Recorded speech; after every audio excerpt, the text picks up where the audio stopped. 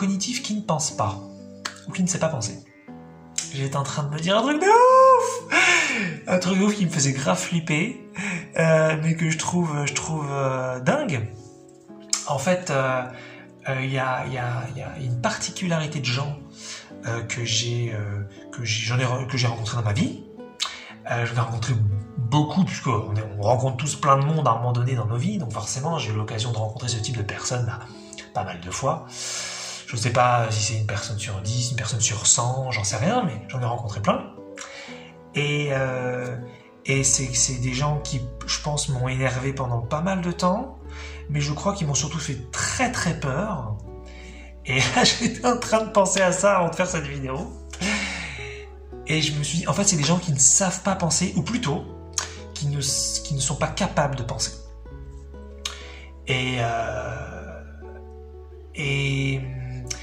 Et j'ai trouvé ça très très flippant, et en fait, j'étais en train de me dire, mais en fait, c'est dingue, c'est une forme de neuroatypie, en fait.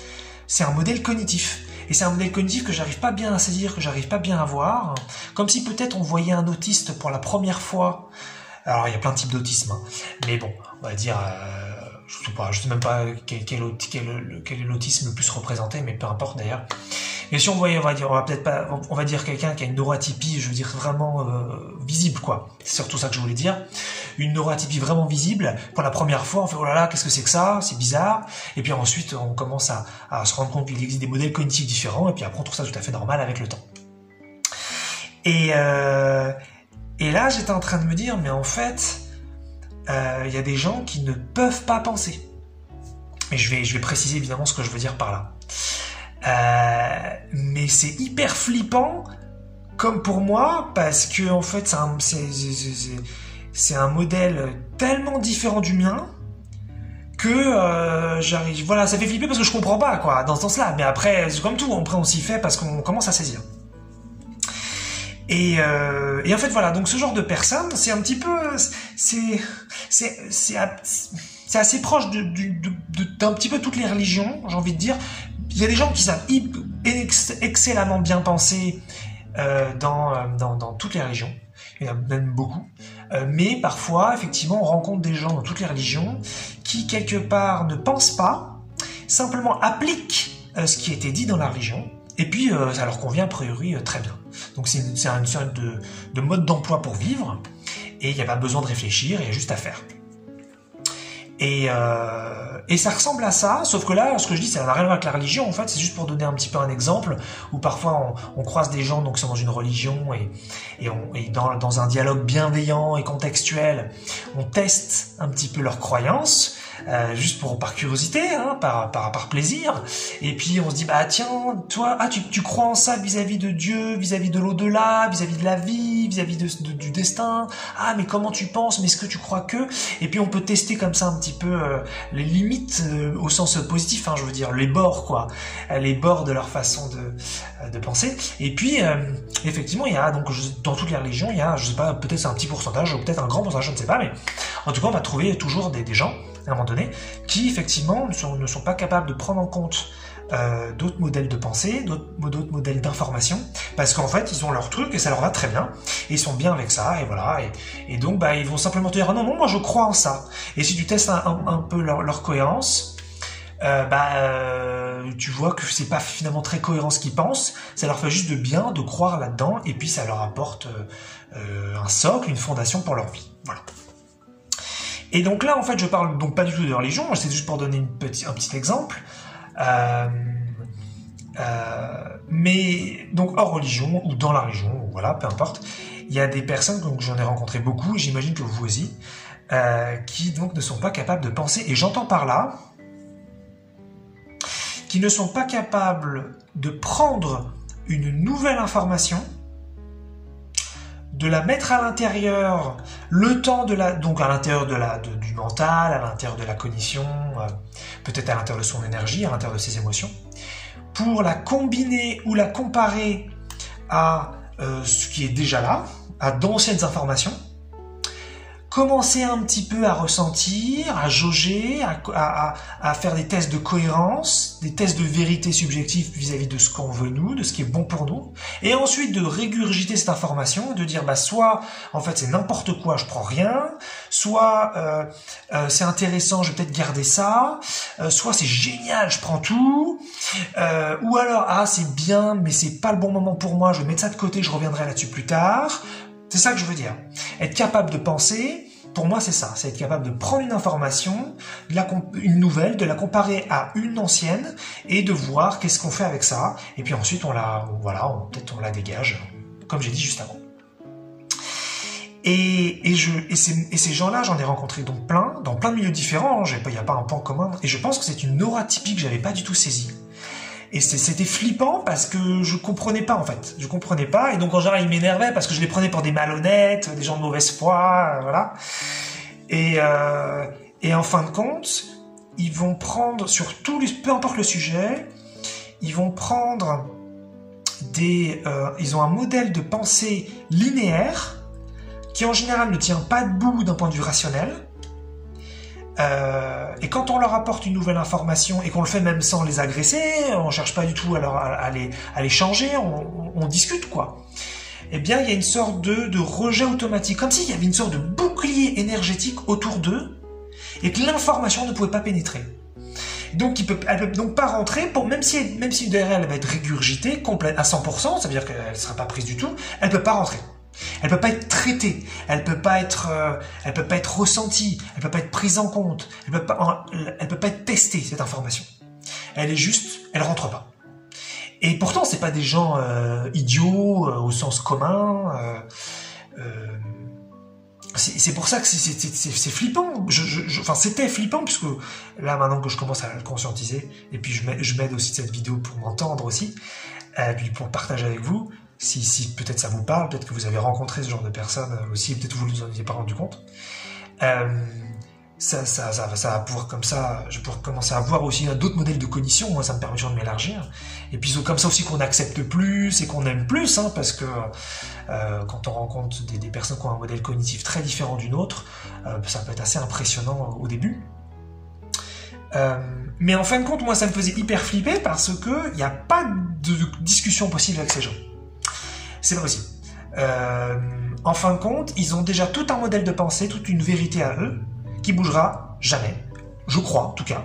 Ou alors peut-être que c'est un modèle cognitif qui est trop différent, et donc il y a des moments où ça va bouger que j'arrive pas à concevoir là tout de suite. Mais je l'ai testé j'ai remarqué ça chez tellement de gens. Je veux dire, encore une fois, au cours de plusieurs dizaines d'années, c'est ça que je veux dire. Je veux pas dire que j'en rencontre tous les jours. Mais forcément, voilà, sur une année, je vais en rencontrer plusieurs. Donc, des années cumulées, j'en ai rencontré plein. C'est ça que je veux dire. Et en fait, voilà, c'est un modèle cognitif bizarre, je me répète, l'information ne rentre pas. Et donc, ils ne peuvent pas penser, en fait. Donc c'est comme s'ils savaient déjà ce qui était... Alors peut-être que c'est très agréable pour eux. Ils savent déjà ce qui est bon, ils savent déjà ce qui est vrai.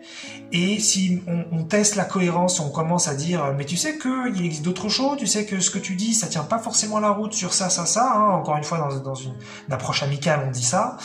Il y a une sorte de... j'ai déjà vu plein de fois, c'est ah oui, c'est intéressant Eric ce que tu dis. Et puis ensuite ils changent de sujet. Puisqu'en fait on les agresse pas, ils ont donc pas besoin de se défendre, mais il y a une forme de défense énergétique où cette information ne peut pas rentrer. C'est trop bizarre, c'est comme si c'était une sorte de virus pour eux, et donc il y a une sorte de défense immunitaire, et l'information elle est tout de suite jetée, et donc on va changer de sujet. Et c'est hyper flippant. Peut-être que je voudrais que je donne un exemple, parce que ça me convenait de pas en donner,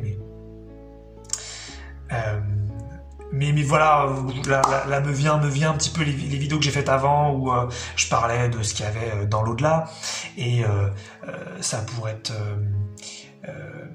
mais on va pas prendre ça. On va prendre peut-être plus l'énergétique des personnes qui sont branchées extrêmement, par exemple, à l'allopathie et qui pensent qu'il n'y a que ça qui existe. Et puis quand on leur dit mais tu sais ou vous savez, il existe des soins énergétiques, il existe deux approches alternatives qui sont pas mieux, pas moins bien, juste différentes, qui peuvent apporter des résultats différents, qui permettent de faire telle et telle chose et tout ça. Si la personne est vraiment branchée ultra science, ultra comme un peu une religion. C'est la première vidéo de la playlist Pensez pour soi, d'ailleurs, c'est marrant. Mais peu importe. Voilà, qui sont branchés ultra science, ultra allopathie, ultra voilà, cette façon de penser, hein, qu'il n'y a que l'extérieur finalement qui peut apporter. Eh bien, il y a un truc qui fait que la personne, elle va dire non, moi je pense que c'est la science, je pense que c'est la médecine, je pense que c'est comme ça et pas autrement, et quand mais il y a d'autres, on essaie de dire gentiment, mais il existe d'autres approches qui apportent d'autres résultats, et puis on peut donner des témoignages. Moi j'ai fait ça, d'autres personnes ont fait ça, mais d'ailleurs tiens, tu connais telle personne, elle a fait ça, elle a fait un soin énergétique, ça lui a apporté des résultats. Donc on apporte des preuves ou des témoignages. Eh bien il va y avoir à un moment donné, il va y avoir un changement de sujet, parce que l'information ne peut pas rentrer. Ça va être ah oui, c'est intéressant, moi je et puis hop, ça s'arrête. Il n'y a pas quelque chose qui serait ah c'est intéressant, mais moi je pense que pour moi ce serait plutôt de faire de la science, de faire vraiment quelque chose d'extérieur. Je serais vraiment je sens que l'allopathie c'est bon pour moi. Il n'y a pas cette conscience là.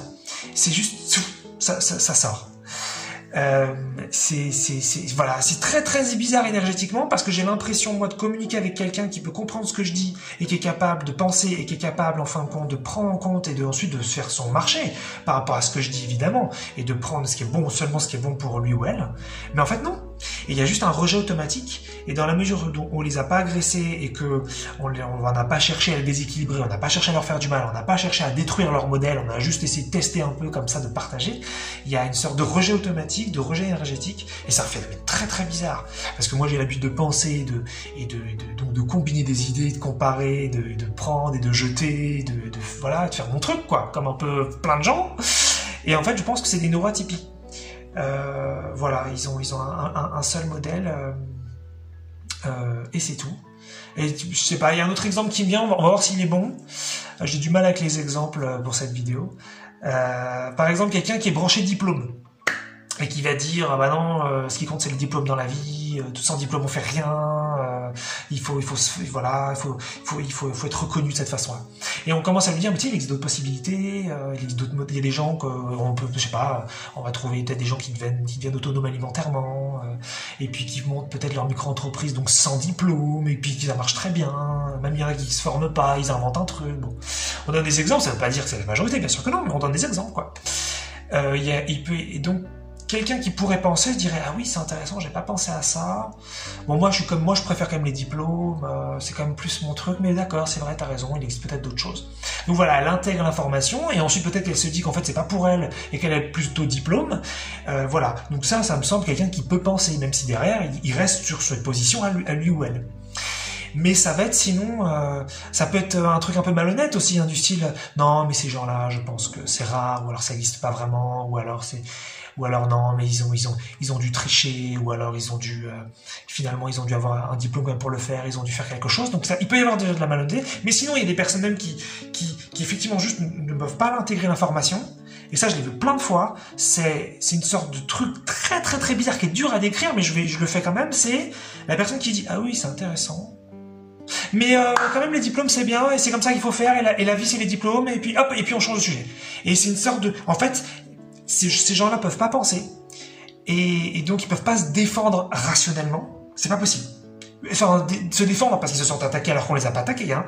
Ils donc peuvent pas s'expliquer rationnellement, ils peuvent donc juste croire, mais sans se rendre compte qu'ils croient. C'est même pas une croyance consciente, parce que ça peut être super de croire dans des trucs si c'est bon pour nous, il y a pas de mal. Mais ils savent même pas qu'ils croient, ils savent même pas qu'ils sont que c'est comme ça qu'ils fonctionnent. Et donc ils ont plein de vérités linéaires sur tous les domaines de leur vie, peut-être pas tous d'ailleurs, peut-être un certain nombre. Et donc le seul moyen, c'est de sortir de la discussion, parce qu'en fait ils sont pas équipés pour aller dessus. Et donc plutôt que de sentir une bizarrerie, de sentir qu'ils sont pas adaptés à la pensée, adaptés à l'échange, adaptés à la discussion et adaptés au débat, pour ceux qui aiment le débat, moi c'est pas mon truc, et ben ils vont vite aller sur le côté.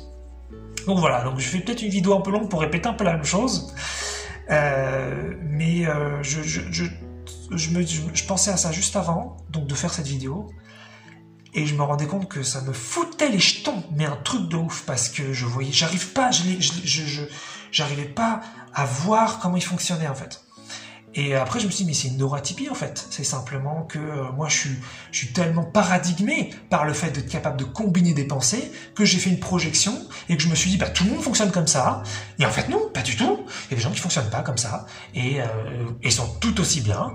Et c'est super. Et voilà, donc c'est quelque part passionnant.